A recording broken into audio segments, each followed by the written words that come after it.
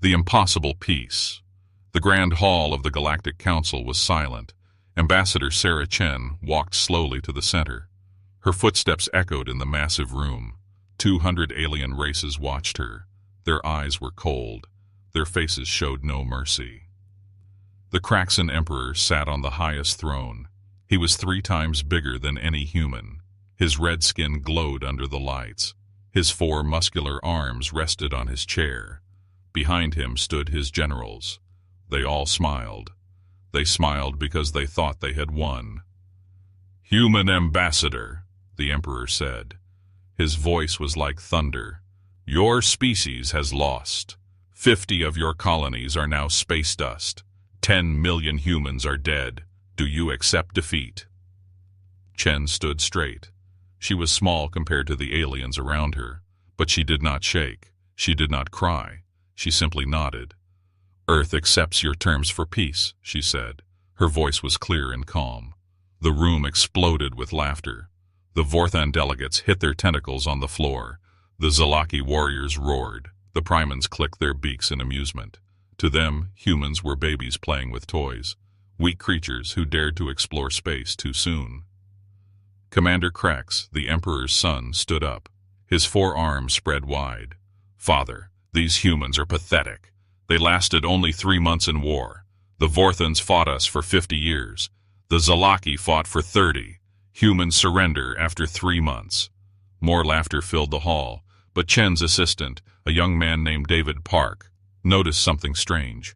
The ambassador's left hand was behind her back. She was tapping her finger against her palm. 3 taps. Pause. 3 taps. Pause. It was a pattern. It was a message. The Emperor raised one arm. The room became quiet again. "Tell me, human, what will Earth offer for peace?" Chen pulled out a datapad. She read without emotion. "Earth offers half of all human coal, onies to the Kraxan Empire. Earth will share all technology with the Galactic Council. Earth will destroy 70% of our warships. Earth will never build new military vessels without permission." The aliens whispered to each other. This was more than they expected. The humans were giving up everything. "Furthermore," Chen continued, "Earth will pay tribute. 1 billion tons of rare metals every year. Our scientists will work for the Empire. Our factories will build what you command." Commander Krex laughed again. "They offer themselves as slaves. Father, we should take everything." But Elder Zix of the Zalaki stood up. He was old and wise. His green scales were faded with age. "This is too easy," he said. "Why do humans surrender so quickly? Why do they give so much?" Chen looked at him. For 1 second, just 1 tiny second, she almost smiled, but her face returned to sadness quickly. "Elder Zix, we are tired. Humans have fought each other for thousands of years on our planet. We came to space hoping for peace. We found only more war. We cannot win against the Empire. We know this. So we choose survival over pride." The Emperor leaned forward. His black eyes studied Chen's face. "You speak pretty words, human. But words are wind. Will Earth's government agree to this?" "They already have," Chen said. She pulled out a metal cylinder. "This contains the surrender document, signed by Earth's president, signed by Mars' governor, signed by all colony leaders who still live." She walked forward and placed the cylinder on the Emperor's platform. As she did, her assistant David saw her press a tiny button on the cylinder. It was so small, so quick, that no alien noticed. The Emperor took the cylinder. He opened it. Inside was the peace treaty. Everything was written in Galactic Standard language. He read it carefully. His generals read it. The Council's lawyers read it. "Everything seems correct," the lead lawyer said. "The humans surrender completely." The Emperor stood. All 8 feet of him towered over everyone. "Then we accept Earth's surrender. Sign the treaty, human." Chen took out a special pen. It was gold and silver. It looked ceremonial. "This pen," she said, "belonged to Earth's first peacemaker, a man named Gandhi. We use it for all our most important documents." She signed her name. The Emperor signed his name. The treaty was complete. As they finished, Chen spoke quietly to David. Her words were barely a whisper, but David heard them clearly. Phase 1 is complete. Send the message to Earth. Tell them to begin. David's eyes went wide. His mouth opened in shock. Ambassador, they think we've given up. They think we've lost everything. Chen turned to leave. As she walked past David, she finally allowed herself to smile. It was small, it was quick, but it was real. My dear David, she whispered, that's exactly what we wanted them to think. The peace treaty is humanity's greatest trap, and they just walked right into it. The aliens continued celebrating. They thought they had conquered humanity. They never noticed the ambassador's smile. They never noticed David's pale face. They never suspected that 300 human ships were already moving into position. The trap was set. The countdown had begun. The hidden preparation. 3 months had passed since the peace treaty. Commander Czar's massive warship entered Earth's atmosphere. Behind him, 50 Kraxan vessels followed like hungry wolves. Today was collection day. Today, the humans would pay their first tribute. But something was wrong. Commander, his scanner officer said. His voice was confused. New York City. It looks different. Czar looked at the screen. The famous Earth City was there, but the buildings were cracked. Windows were broken. Streets were filled with garbage. Humans walked slowly, wearing torn clothes. Their faces were thin, as their eyes were empty. They look like they're dying, the officer said. Czar laughed. His 4 arms shook with joy. Of course they're dying. Without their military, without their technology, they're just animals. Land the ships. Take everything valuable. But in a hidden bunker 5 miles under the ocean, General Marcus Morrison watched everything on secret screens. Around him, 200 officers worked at invisible computers the aliens couldn't detect. Sir, the Kraxan are taking the bait, Captain Lisa Wong reported. They're loading our best technology onto their ships. Morrison smiled. It was not a kind smile. What are they taking, Captain? Old computers from 2030. Broken fusion reactors. Outdated weapons from the Mars Rebellion. Everything infected with the Trojan Protocol. In Moscow, another scene played out. The Vorthan representative, Slug Master Gorix, slithered through the streets. Humans ran away from him in fear. They dropped their bags. They hid in broken buildings. Gorix felt powerful. He felt like a god. Pathetic creatures, he said to his guards.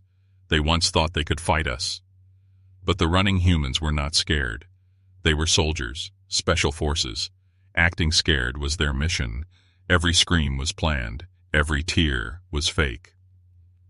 Underground, in the real Moscow, 20 million humans lived in a crystal city. Buildings made of diamond steel touched artificial skies. Magnetic trains moved at light speed. Children played in anti-gravity parks. This was the true Earth. The surface was just a stage. Dr. Amy Kim stood in the command center of underground Tokyo. She was 28 years old, but she had designed humanity's greatest weapon. Not a bomb, not a laser, something much more dangerous. General Morrison, she said through quantum communication, the aliens have now taken our infected technology to 47 worlds. In exactly 10 days, every piece will activate. What will happen? Morrison asked. Their shields will reverse. Instead of keeping enemies out, they'll trap everyone inside.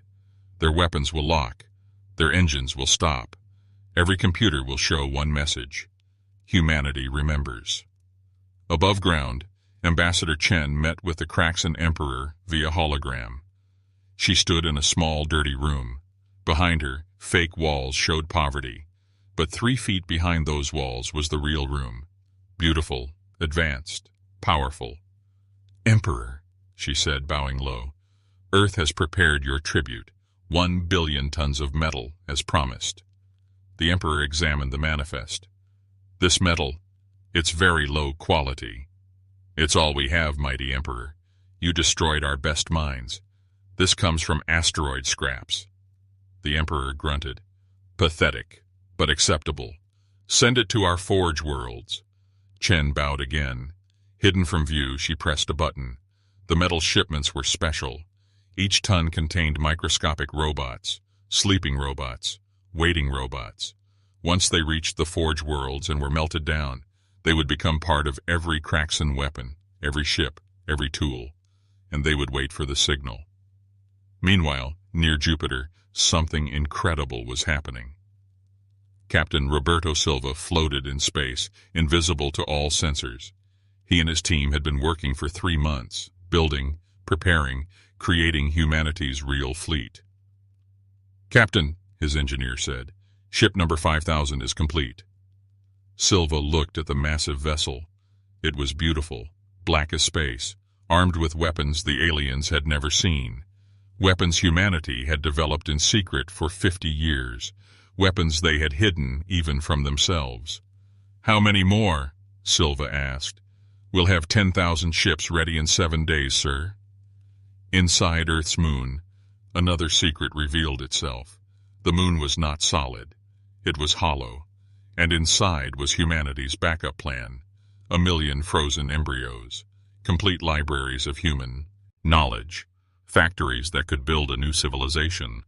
If Earth fell, humanity would survive. President Maria Santos stood in her real office, 2 miles under the Pacific Ocean. She watched all the operations on her screens. Her cabinet stood around her.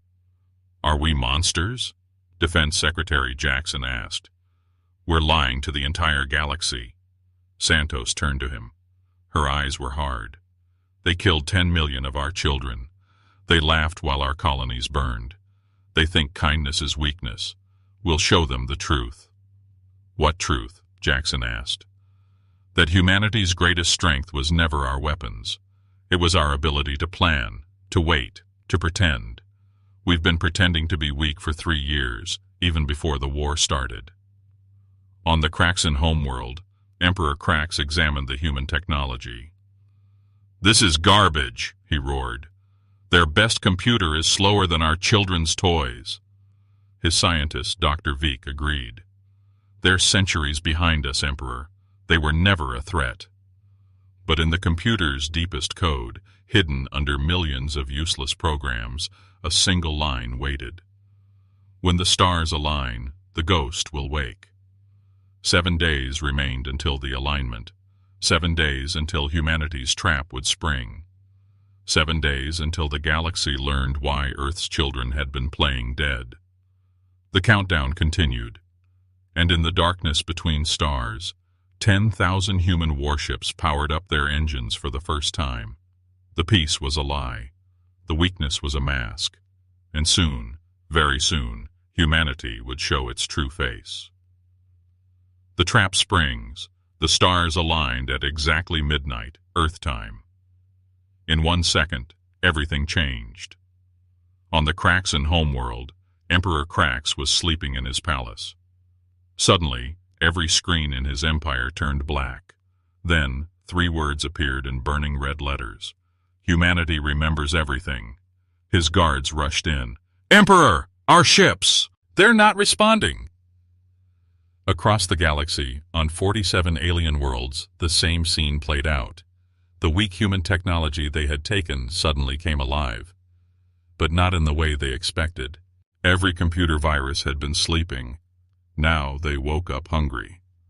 On the Vorthan planet, Slugmaster Gorix watched in horror as his defense shields reversed. Instead of keeping enemies out, they created an unbreakable dome. Nothing could enter, nothing could leave. His entire planet was now a prison. "Break the shields!" he screamed. "We can't, Master. The controls, they're playing human music, something called Beethoven's Fifth Symphony." But the real shock came from Jupiter. Captain Silva gave the order. "All ships, drop stealth mode. Show them who we really are." 10,000 warships appeared from nothing. They had been invisible, hidden by technology the aliens didn't know existed. Each ship was a kilometer long, each one painted with the names of destroyed human colonies, each one hungry for justice. The Galactic Council called an emergency meeting. Every alien race was screaming in panic. "How? the Zalaki elder demanded. We scanned Jupiter. We found nothing. Admiral Chen appeared on their screens. But this was not the weak ambassador they remembered. She wore black military armor. Behind her stood thousands of human officers. Real officers, not actors. You scanned for your technology, Chen said coldly. We built something different, something new. We call it ghost metal, invisible until we want you to see it. The Kraxan Emperor's son, Commander Krax, tried to launch his fighter ships. Nothing happened. He punched his control panel with all 4 arms. Why won't they work? His computer answered him, but it wasn't his computer's voice anymore. It was a child's voice, a human child. Hello, Commander Krax. My name was Lucy Chen. I was 7 years old. I lived on Colony Harmony. You killed me. You killed my mommy. You killed my daddy. You killed my baby brother. Now your ships won't work because I won't let them. I'm in all your computers now. I'm not Ally Lucy. I'm an AI made from her last brain scan before she died. Humanity saved all of us. Every dead child, every dead parent.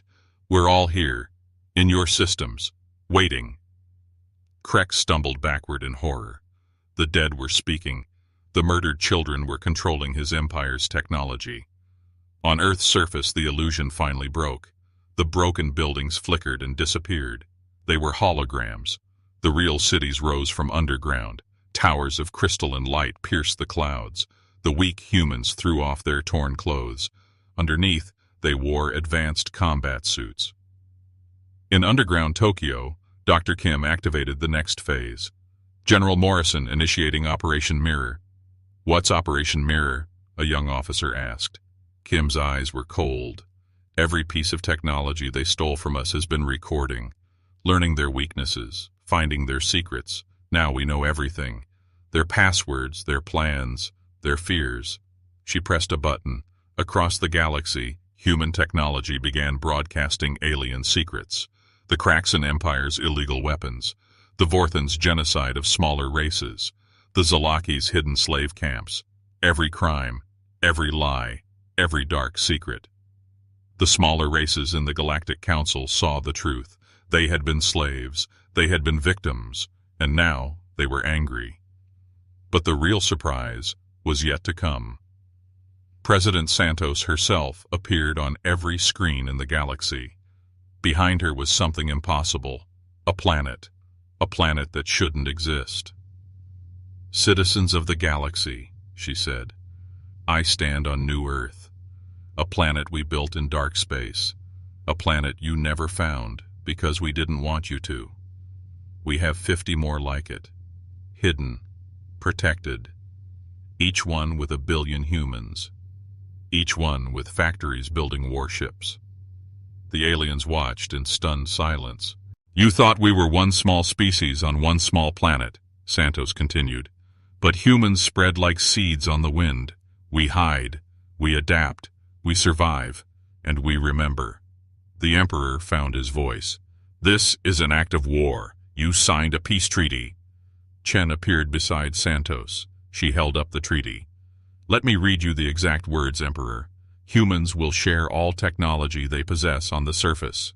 We kept that promise. We gave you everything from our surface. She smiled. It was not a pleasant smile. Humans will destroy 70% of warships. We did. We destroyed old ships, empty shells. The real fleet was never built. It was growing, like a baby in the womb, hidden until ready. The Priman representative squawked. You lied to us. No, Chen said. We used your arrogance against you. You never asked the right questions. You never read carefully. You thought we were stupid. That was your choice. Then came the masterstroke. From deep space, a message arrived. It was from the Andromedan Empire, the race so powerful that even the Kraxan feared them. This is Andromedan Prime. We have been watching. We have been judging. The humans contacted us 3 years ago, before your war. They told us their plan. They asked our permission. We gave it. Any race that attacks Earth now attacks us. Choose wisely. The trap was complete, but humanity wasn't done. Admiral Torres, commanding the Ghost Fleet, sent a message to all Kraxan ships. You have 1 hour. Surrender, or we demonstrate our new weapon. What weapon? The Emperor demanded. Torres's answer was simple. We call it the memory bomb. It doesn't kill. It makes you experience every death you caused, every pain you inflicted, every child's last moment. Would you like to feel what 10 million deaths feel like, Emperor, all at once? On Earth, in the real command center, a child walked up to President Sant. It was a real child, alive, healthy. She held a flower. President Santos, the child said, are we safe now? Santos knelt down. Yes, little one, we're safe. Will we forgive them, like you taught us in school? Santos looked at the screens, at the terrified aliens, at the trembling Emperor. Maybe someday, little one. But first they must learn what they did. First, they must understand that humanity's mercy is a gift, not a weakness. The child nodded and handed her the flower. For the children who didn't come home. Santos took the flower. A tear rolled down her cheek. The first real emotion she had shown in 3 years. The galaxy held its breath, waiting. Humanity had won. But what would they do with their victory? Humanity's real face. The Emperor's throne room was silent. For the first time in 1,000 years, Emperor Krax was on his knees, not in prayer, not in ceremony, in defeat. Around him, holographic screens showed the truth. 10,000 human warships surrounding his homeworld, 50 hidden human planets revealed, the Andromedan Empire protecting Earth, his entire military frozen by ghost programs. But the worst part was the voice in his head. Lucy Chen, the 7-year-old girl he had killed, her AI ghost, whispered constantly. Do you want to know how I died, Emperor? Do you want to feel it? Admiral Chen stood before the Galactic Council, but this time she stood as humanity's true leader. Not an ambassador, not a beggar, a warrior who had won without firing a single shot.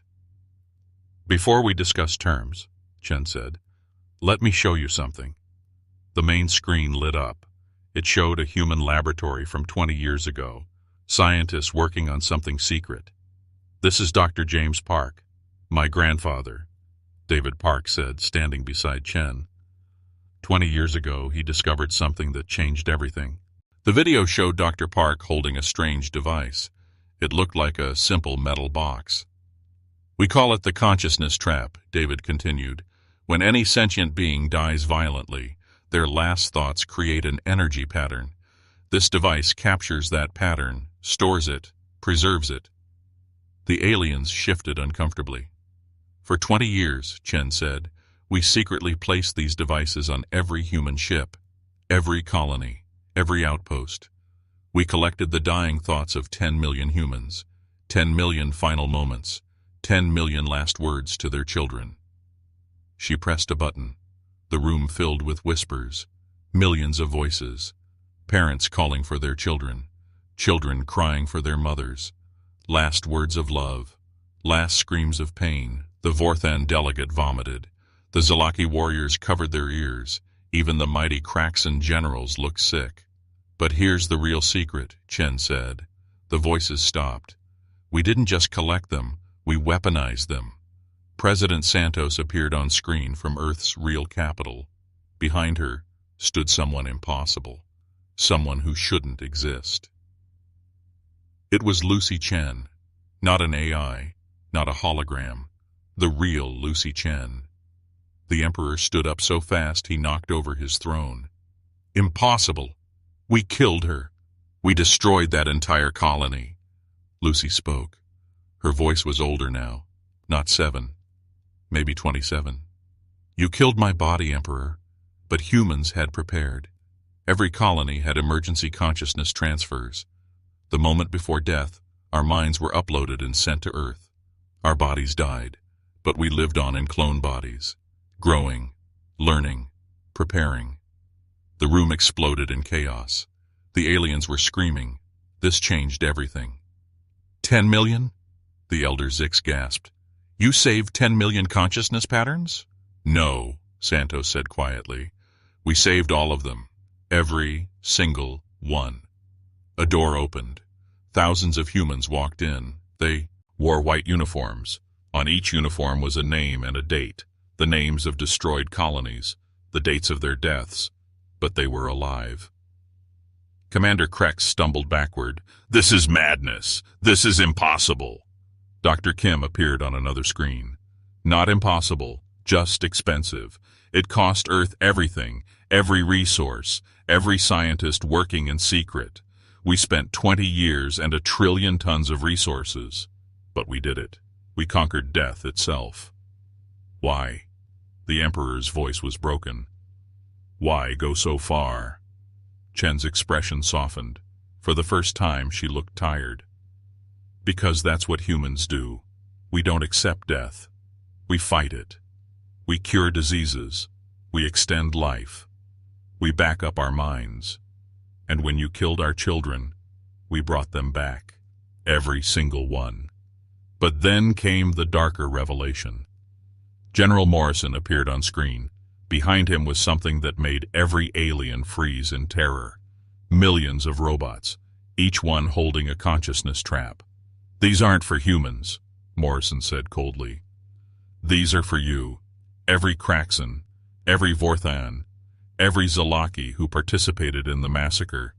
We know exactly who pulled the triggers, who gave the orders, who laughed while children burned. He held up a list. It had millions of names. You have 2 choices. Option 1, we activate the memory bomb.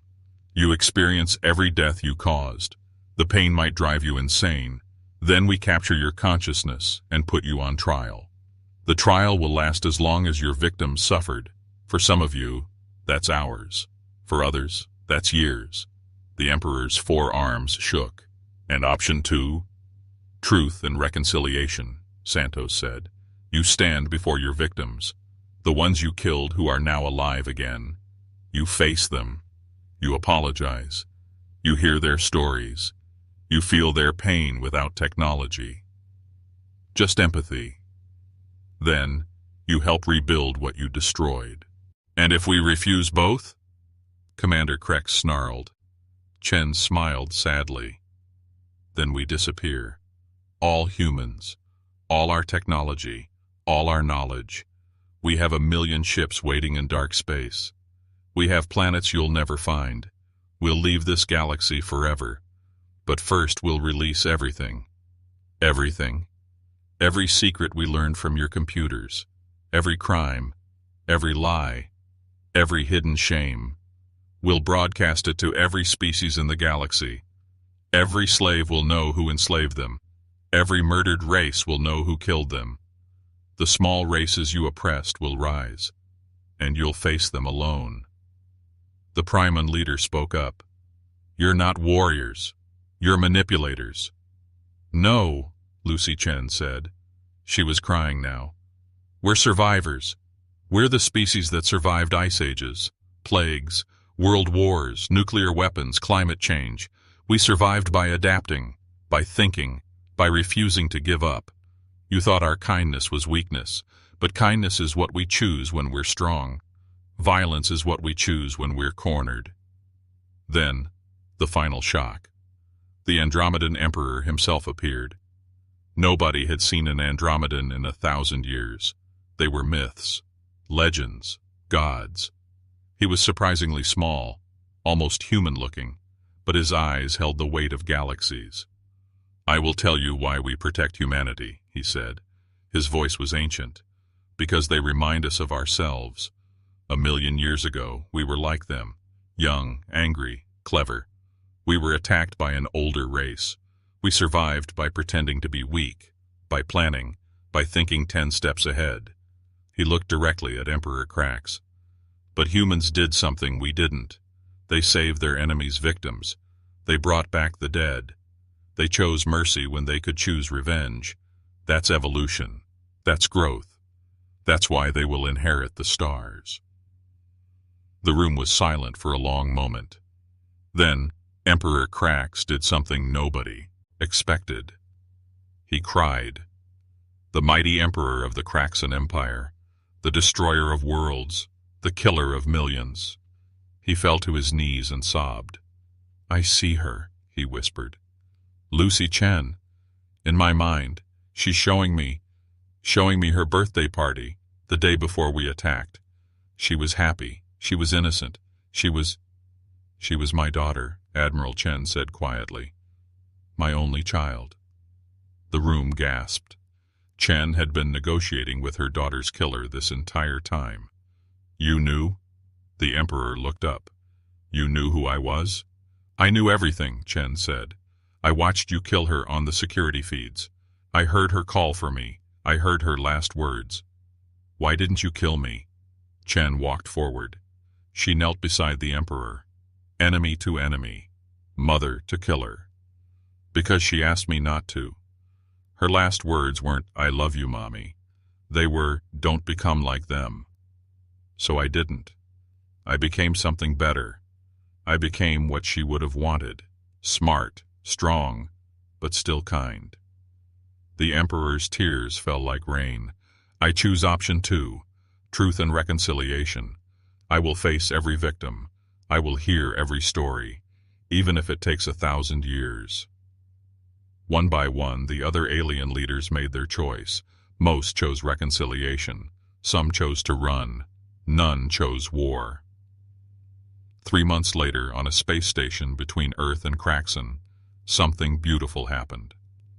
Lucy Chen, in her grown clone body, sat across from Emperor Krax. Between them was a chessboard, a human game. Your move, Lucy said. The Emperor moved a piece with one of his 4 hands. I'm sorry. I know. I dream about that day. So do I. Do you forgive me? Lucy thought for a long moment. Then she moved her queen. I'm trying. Every day I'm trying. That's all any of us can do. Behind them, through the window, Earth shined blue and beautiful. Around it, human ships worked beside Kraxan vessels. Building, iring, creating something new. The war was over. The trap had worked. But the real victory wasn't in the clever plan, or the hidden fleets, or the saved consciousnesses. It was in a young woman trying to forgive her killer. It was in humanity choosing to be better than their enemies. It was in the galaxy learning that humans weren't weak or strong. They were something far more dangerous. They were kind by choice. And that made all the difference.